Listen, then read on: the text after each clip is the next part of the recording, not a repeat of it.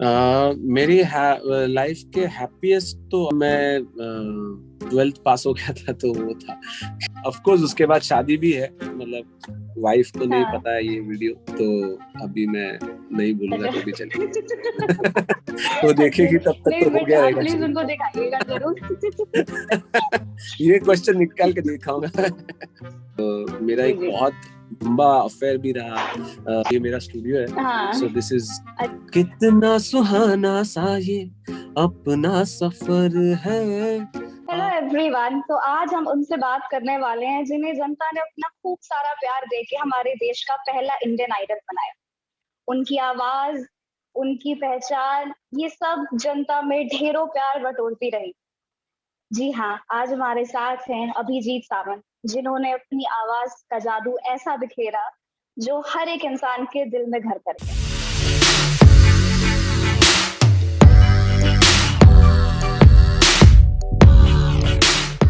So first of all, how are you, Abhijit? I'm fine, I'm very good. How are you? All good. Everything well at home? Yes, yes. अभी तो सब फिलहाल सभी ठीक है, सब कुछ ठीक है। जी। बस चल रहा है अभी। Things are little bad, And what but about the hopefully. COVID thing? Sorry? Covid वगैरह का? मुझे एक्चुअली होके गया अभी कुछ दिनों पहले, अभी Okay. ऑलमोस्ट मंथ होने आया है। हाँ, बट या I have recovered fully now. But हाँ, अभी तो आहिस्ता आहिस्ता, यहाँ पर तो मुंबई में लॉकडाउन है ठीक से, तो जी। कोशिश चल रही है। बस अब आप सेफ रहिए और ऑफ कोर्स सबको हालात पता ही है, तो जो भी प्रिकॉशनरी जी मेजर्स लेना आप प्लीज लीजिए। जी। तो मेरा पहला सवाल आपसे ये है कि क्या ऐसा ख्याल आया, क्या सोचा है, वो क्या चीज ऐसे दिमाग में स्टक करी जो आपने सोचा कि नहीं अब तो म्यूजिक इंडस्ट्री में आना म्यूजिक एक्चुअली जब बचपन से ही म्यूजिक इधर उधर कानों पर गिर रहा था, क्योंकि my uncle is a stage artist, तो वहां से मैंने करियर की एक्चुअली, मतलब म्यूजिक सुनना, म्यूजिक समझना शुरू हुआ। बचपन में उनके साथ जाता था शोज देखने, उनके परफॉर्मेंसेस देखने, तो वहां से एक प्यार जागा कि म्यूजिक में ही करियर करना है या म्यूजिक में करना चाहिए। बट म्यूजिक सीखना शुरू मैंने 10th के बाद किया एग्जैक्टली। उससे पहले मैं अंकल से, मेरे चाचा से कुछ लेसन्स लेता था, उनके साथ रियाज व्याज करता था। वो एक था, लेकिन प्रोफेशनली मैंने सीखना शुरू किया 15 साल की उम्र से। फिर एक एक गुरुजी थे, उनके पास कुछ टाइम सीखा, उसके बाद कुछ साल गजल सीखा। फिर जो मेरे मुझे सही गुरुजी मिले, उनसे मैंने 6-7 साल और क्लासिकल सीखा। तो इस ऐसे चल ही रहा था, सीखना चल रहा था। फिर उसमें इंडियन आइडल भी हो गया। सो लकीली है। हम मुझे एक अच्छा प्लेटफॉर्म मिला उस टाइम। बट ये ऐसी जर्नी है, शुरुआत ऐसी रही। जी। तो जैसा कि आप बहुत वर्सेटाइल हैं, आप अपने गाने कंपोज करते हैं, लिखते हैं, गाते हैं, इनफैक्ट एक्टिंग भी करते हैं, तो अगर आप म्यूजिशियन नहीं होते तो आप क्या होते? मैं कभी एक्चुअली ऐसा सोचा नहीं कि मैं म्यूजिक नहीं करता या म्यूजिशियन नहीं होता तो क्या करता, क्योंकि क्योंकि जैसे मैंने कहा कि बचपन से ही म्यूजिक इर्द गिर्द था। और बहुत बहुत बचपन से ही एक फील था कि म्यूजिक में ही कुछ ना कुछ करना है। तो मेन तो मेरा फोकस म्यूजिक में ही था, सिंगिंग में ही था। बट साथ ही साथ मैंने कुछ एक्स्ट्रा चीजें करके रखी थी, जैसे मैंने साउंड इंजीनियरिंग कर लिया था। कि अगर सपोज एज अ सिंगर मैं कुछ ना कर पाऊँ तो एटलीस्ट म्यूजिक के पास रहने के लिए एक जरिया हो जाएगा। मैं कॉलेज तो कर ही रहा था, और साथ ही साथ मैंने कंप्यूटर प्रोग्रामिंग भी सीख ली थी थोड़ी बहुत। वो भी एक कर रहा था कि सपोज कुछ भी नहीं हुआ तो ये तो करियर हो। तो इस तरह से एक लाइफ को थोड़ा बहुत प्लान करके रखा था। मतलब पूरा प्लानिंग आपका था कि जैसा भी हो फील्ड म्यूजिक ही रहनी चाहिए, चाहे उसके इर्द गिर्द ही क्यों ना हो। जी जी जी, मेरा मेरा पूरा फोकस यही था कि मैं कोई इंस्ट्रूमेंट नहीं बजा पाता था, तो तभी मैं सीख भी नहीं रहा था। और तभी एक कल्चर भी ऐसा था कि अगर आप इंस्ट्रूमेंट सीख रहे हो तो आपका फोकस हट जाएगा सिंगिंग से, गायकी से। तो इंस्ट्रूमेंट पे ज्यादा ध्यान था नहीं। और फिर मैंने सोचा कि अगर इंस्ट्रूमेंट नहीं सीखना है, या इंस्ट्रूमेंट जैसा ही, अगर म्यूजिक जैसा ही इंस्ट्रूमेंट में भी उतना ही टाइम डालना है, तो उससे अच्छा एक साउंड इंजीनियरिंग करके रखो, जो कि आपको एटलीस्ट स्टूडियो के अंदर लेके जाए। तो ये सब एक एक एक फॉर्मेट था जिस पे ध्यान दे रहा था। अच्छा, आपका फेवरेट म्यूजिक जॉनर क्या है? और कोई ऐसा जॉनर है जो आपको लगता है कि इसमें मुझे और अभी गाने निकालने हैं और गाना है, या और अभी कुछ इसमें करना है? मेरा एक्चुअली फेवरेट जॉनर, मतलब मुझे जो पसंद है गाने के लिए, वो पॉप म्यूजिक या फिर बॉलीवुड म्यूजिक कह सकते हैं, वही था। और मैंने हमेशा यही सोचा कि अगर कुछ करना है तो फिल्म म्यूजिक में ही करना है, या फिर पॉप म्यूजिक में करना है। इवन मैंने जब मेरा कॉलेज चल रहा था, तभी मैंने सोचा भी था कि मैं एक एल्बम करूं, जिससे कि मैं अपना म्यूजिक लोगों तक पहुंचा पाऊंगा। तो ये मेरा सबसे पहला एम था कि कुछ भी करके म्यूजिक में कुछ ना कुछ करें ऐसा। अच्छा, कौन से ऐसे कंपोजर रहे जिनके साथ आपको काम करके बहुत अच्छा लगा, तो बहुत अच्छा एक्सपीरियंस रहा आपका? मेरा एक्चुअली सभी के साथ बहुत अच्छा एक्सपीरियंस रहा। सभी का एक अलग अलग तरीका था वर्क करने का। मैंने शुरुआत की, मतलब सबसे पहले किसी प्रोफेशनल म्यूजिक डायरेक्टर के साथ काम किया था, तो वो था लेस्ली लुइस। क्योंकि लेस्ली लुइस हमारा जो एक कंपाइलेशन एल्बम था वो दोस्ती के ऊपर, तो वो कंपोज कर रहे थे। उसमें उन्होंने ही कंपोज किया हुआ हम रहे या ना रहे कल पल, जो के का गाना है, तो वो उन्होंने कंपोज किया था। तो वो हम लोग वापस एक बार उसका एक नया रूप, एक नया, आजकल जो कवर्स कहते हैं या हाँ रीमेक कहते हैं, हाँ। तो वो एक पूरा एल्बम था। तो उनके साथ पहला एक्सपीरियंस था, and it was very nice. मतलब वो बहुत ही ज्यादा इजी था मुझे उनके साथ काम करना। और मैं पहली बार एक्चुअली स्टूडियो भी देख रहा था पहली बार। कंडेंसर माइक जो होता है वो बहुत अलग होता है। आज अभी मेरे पास एक है ऐसा स्टूडियो, ये क्योंकि ये मेरा स्टूडियो है। हाँ। सो दिस इज, अच्छा, तो ये एक अलग माइक होता है, तो इट टेक्स मैं भी बहुत अच्छे से ध्यान से देख रही डिफरेंटली। थी कि ये बैकग्राउंड लुक जो है पूरा स्टूडियो टाइप है। मैं हाँ, भी पूछती ही ये मेरा आपसे। जी, ये मेरा स्टूडियो ही है। हम लोग यहाँ से काम करते और थैंकफुली यहाँ पर कोई ज्यादा आता नहीं, कोई है होता नहीं, मैं ही अकेला रहता हूँ। सो हम लोग यहाँ से ही, मैं और मेरा भाई ब्रदर, हम दोनों ही यहाँ से काम करते हैं। तो ये मेन वहां से शुरुआत हुआ actually. Coming back to your question, कि लेस्ली से पहली बार मैंने काम किया। फिर उसके बाद बिड्डू, जिन्होंने मेड इन इंडिया कंपोज किया, मेड इन इंडिया बनाया है और बहुत सारे हिट सॉन्ग्स दिए, उनके साथ सेकंड मेरा एक्सपीरियंस था, लफ्जों में कह ना सकूं के लिए। हाँ। और उसके बाद सबसे पहले अगर कोई फिल्म म्यूजिक डायरेक्टर के साथ काम किया, तो हिमेश रेशमिया थे। आशिक बनाया अपने फिल्म में, मर जाओ मिट जाओ मैंने गाया था हाँ। उनके लिए। That was my first experience with him. उसके बाद फिर साजिद वाजिद जी के साथ मैंने जवानी दीवानी के लिए गाया। प्रीतम दा के लिए अभी रिसेंटली मैंने धूम डिशुम के लिए गाया था। उसके पहले हाँ। संजय हमारे शंकर एहसान लॉय के लिए मैंने एक चिटागोंग करके एक नेशनल अवार्ड विनिंग फिल्म आई थी, जिसमें मनोज बाजपेयी और नवाजुद्दीन सिद्दीकी, ऐसे बहुत सारे एक्टर्स थे। तो उनके लिए वो फिल्म में एक मेरा बहुत अच्छा गाना था। तो इस तरह से सभी से, विशाल शेखर के साथ हैप्पी न्यू ईयर के लिए गाया था। तो इस तरह से एक एक फिल्म में एक गाना मैं सभी म्यूजिक डायरेक्टर के लिए कर चुका हूँ। बहुत अच्छा। तो सिर्फ भारत में ही नहीं, आपको भारत के बाहर भी इतना प्यार मिला, आप बहुत सारी जगह गए, तो सबसे फेवरेट आपकी ट्रैवल स्टोरी क्या है? सबसे फेवरेट मेरी ट्रैवल स्टोरी एक्चुअली शुरू होती है अमेरिका में।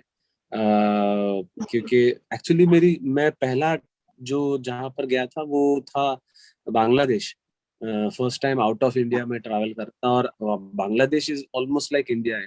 सब कुछ इंडियन जैसे ही है, और गाने भी वो लोग हमारे ही सुनते ज्यादातर। तो वो वहां पर एक बहुत ही अच्छा वेलकम रहा, सब कुछ बहुत अच्छा लगा। लेकिन पहली टूर जो थी बहुत बड़ी टूर थी, 18 शोज थे, ऑलमोस्ट 1.5 महीने का टूर था अमेरिका में।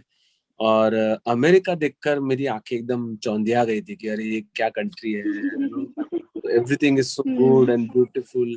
और हर हर स्टेट अलग अलग है, मतलब न्यूयॉर्क देखेंगे तो अलग है, आप एलए देखोगे तो अलग, बॉस्टन देखोगे या आप टेक्सास जाओगे तो अलग कल्चर है, अलग वहाँ का माहौल अलग है, हवा अलग है। तो ये सभी, मतलब कनाडा जा गया था उस टाइम में भी। तो ये सबसे बेस्ट बेस्ट मेरा लाइफ एक्सपीरियंस था। ओके, मुझे जानना है कि आपकी लाइफ का कोई 2 हैप्पीएस्ट या फनीएस्ट मेमोरी या मोमेंट। मेरी लाइफ के हैप्पीएस्ट तो ऑफ कोर्स इंडियन आइडल सबसे बड़ा रहेगा, जो एक सबसे बड़ा मेरा हैप्पीएस्ट ये था। और दूसरा, मैं 12th पास हो गया था तो वो था, क्योंकि I was always been very bad in studies. तो 10th होने के बाद मैं बहुत स्ट्रगल कर रहा था पढ़ाई ठीक से करने के लिए। और क्योंकि मैं मराठी मीडियम से आता था, तो 11th से सीधा इंग्लिश मीडियम शुरू हो गया था, तो बहुत डिफिकल्ट हो रहा था कोप अप करने के लिए। तो फिर मैंने एकदम से पूरा घर से बाहर निकल गया। मैं अंकल तभी शिफ्ट हुए थे, उनके पास जाके रहने लग गया, और उनके पास गाना भी सीखता था, और मेरी 12th की एग्जाम भी दे रहा था। तो और उसी वजह से 12th becomes very very important day of my life. Of course उसके बाद शादी भी है, मतलब वाइफ को नहीं पता है ये वीडियो, तो अभी मैं नहीं बोलूंगा तो भी चलेगा। वो देखेगी तब तक तो हो गया रहेगा। प्लीज उनको दिखाइएगा जरूर। ये क्वेश्चन निकाल के दिखाऊंगा। हाँ, अच्छा लगता है, सारी वाइफ्स को अच्छा लगता है कि हस्बैंड क्रेडिट दे रहे हैं। जी जी जी। उनका भी आफ्टर ऑल बड़ा रोल होता है एक इंसान के यस, ऑफ पीछे, कोर्स ऑफ कोर्स है ना? मेरी वाइफ का तो बहुत बड़ा रोल रहा है, क्योंकि मेरा और मेरी वाइफ, शिल्पा नाम है उनका, तो मेरा एक बहुत लंबा अफेयर भी रहा इंडियन आइडल से पहले। हम दोनों एक ही सोसाइटी में रहते, तो और इंडियन आइडल को पुश करने में भी, इंडियन आइडल के लिए पुश करने में भी मेरी वाइफ का सबसे ज्यादा बड़ा हाथ है। क्योंकि तभी ऐसा टाइम था कि मुझे नहीं लग रहा था कि इंडियन आइडल, क्योंकि बहुत नया प्लेटफॉर्म था, किसी को पता नहीं था कि ये क्या होगा, शो कैसे बनेगा, सच में हिट होगा कि नहीं होगा, या लोगों को पसंद आएगा नहीं आएगा। तो मैं I was not so happy. मैं बोला ठीक मेरे है, नजरिए में इंडियन आइडल का पहला सीजन शायद अभिजीत सावंत की वजह से हिट हुआ था। अच्छा, नहीं, मुझे लगता है कि ऐसे तो बहुत सारे एलिमेंट्स थे। हाँ हाँ, एक यादगार तो है डेफिनेटली। और मतलब वो सबके लिए नया नया चीज था, क्योंकि उसके पहले केबीसी था, और केबीसी में भी लोगों को एक कुछ अलग चीज देखने मिली थी। और जब इंडियन आइडल हुआ तो एकदम से और भी ज्यादा लोगों में एक एक कहे तो हैप्पीनेस था, और टेलीविजन तभी बहुत बड़ा हुआ करता था। तो तो लोग बहुत खुश थे उस शो को देखकर। जी, तो जैसा कि आपने बताया कि आपकी वाइफ के लिए, तो मैं जानना चाहती हूँ कि जैसे हर सिंगर के अंदर हमेशा कुछ ना कुछ गाना बन जाता है, तो आपके शादी के टाइम पे आपको ऐसा क्या लगा कि ओ कौन सा वो फर्स्ट सॉन्ग क्लिक किया दिमाग में? मुझे याद नहीं है ऐसा कोई खास गाना मुझे याद हो उस टाइम, क्योंकि क्योंकि क्योंकि बेसिकली हुआ भी ये था कि हम लोग बहुत ही बिजी थे तभी दोनों भी। और इंडियन आइडल खत्म ही हुआ था, 2008 की बात, 8 की बात है। और बहुत हौच पौच थी, बहुत सारी चीजें, शादी करें कि थोड़ा और लंबा और टाइम निकाले उसमें, ये भी चल रहा था। तो शादी भी एकदम एक दिन में सब मैं कंप्लीट करके मुझे ट्रैवल भी करना था। तो इतना याद नहीं कि मैं कौन सा गाना तभी गा। अच्छा, ओके, बट वो मेमोरेबल मोमेंट है आपके लिए। हाँ, ऑफ कोर्स शादी ये सबके लिए मेमोरेबल मोमेंट होता है। तो मेरे लिए जी। जी।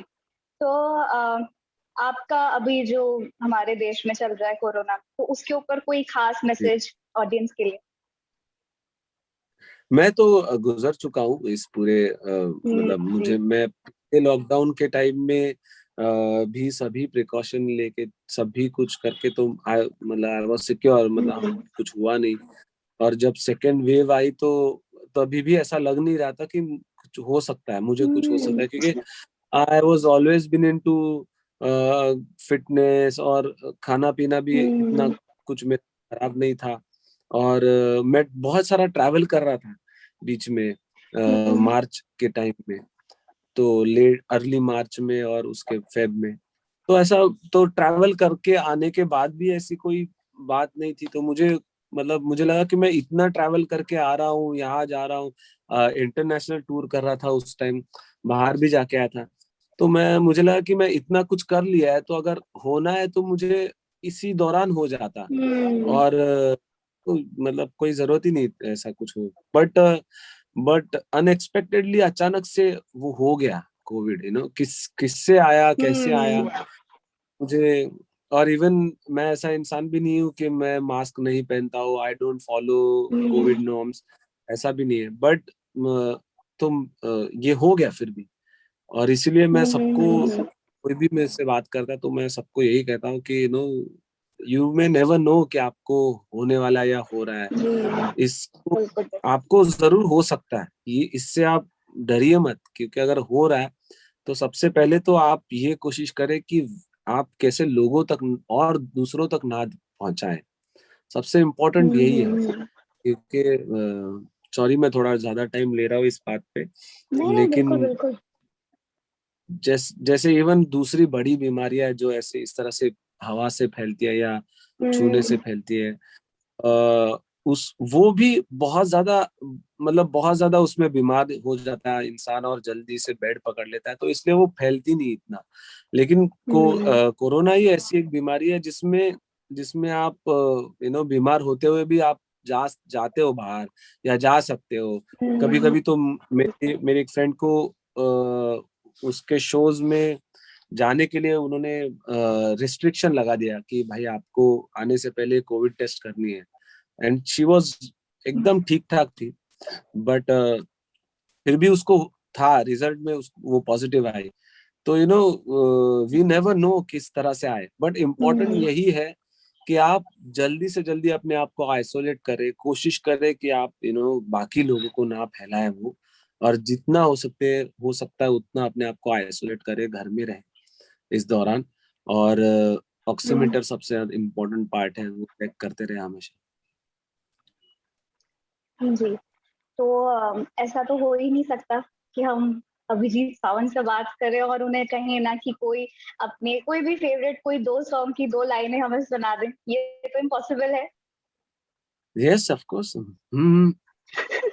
कितना सुहाना सा ये अपना सफर है, आपकी दुआओं का सारा असर है, आपका है सब कुछ, आपको नजर है, आपकी इनायतों पे यार बार बार सर को मैं झुकाऊंगा, इस मंजर को इस पल को भूल ना पाऊंगा, मैं भूल से ना पाऊंगा, मोहब्बत लुटाऊंगा, मैं छेड़ के मन का साज साज फिर गाऊंगा, फिर सबके दिल को आज आज बहलाऊंगा, इस मंजर को इस पल को भूल ना पाऊंगा, मैं भूल से ना पाऊंगा।